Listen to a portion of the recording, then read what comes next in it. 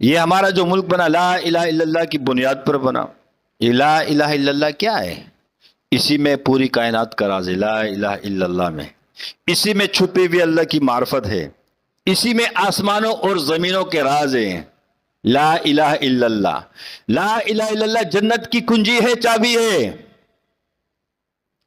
حدیث میں آتے ہیں جس کا پہلا کلمہ لا الہ الا اللہ ہو، آخری کلمہ لا الہ الا اللہ ہو، 1000 سال زندہ رہے اور جس کا انتقال ہو جائے، اس سے کسی گناہ کا مطالبہ نہیں ہوگا، بغیر حساب کتاب کے اللہ اس کو جنت میں داخل کر دیں گے. یہ لا الہ الا اللہ کی پاور ہے.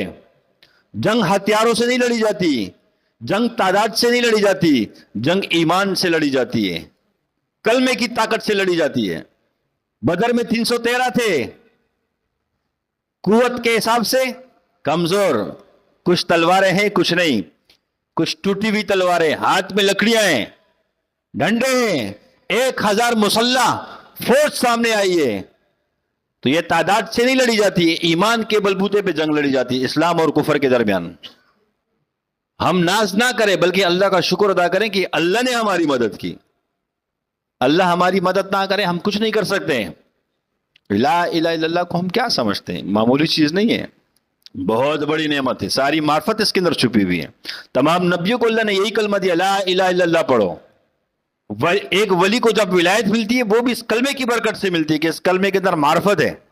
جتنے سلاسل میں اذکار ذکر کیا جاتا ہے اسی لا الہ الا اللہ کا ذکر کیا جاتا ہے. ہم کہتے ہیں نا کہ حروف صوامت کیسے پاورفل عمل ہوتا ہے.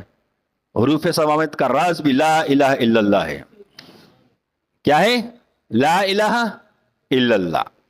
کبھی میں اور آپ غور کریں، اپنے ملک پاکستان کے نقشے کو دیکھیں کہ جو ملک پاکستان کا نقشہ ہے یہ محمد بنتا ہے. ہمارے حضرت صاحب نے تو خانقاہ میں لکھ کر بھی بتایا تھا، لگا ہوا بھی تھا، یہ محمد بنتا ہے.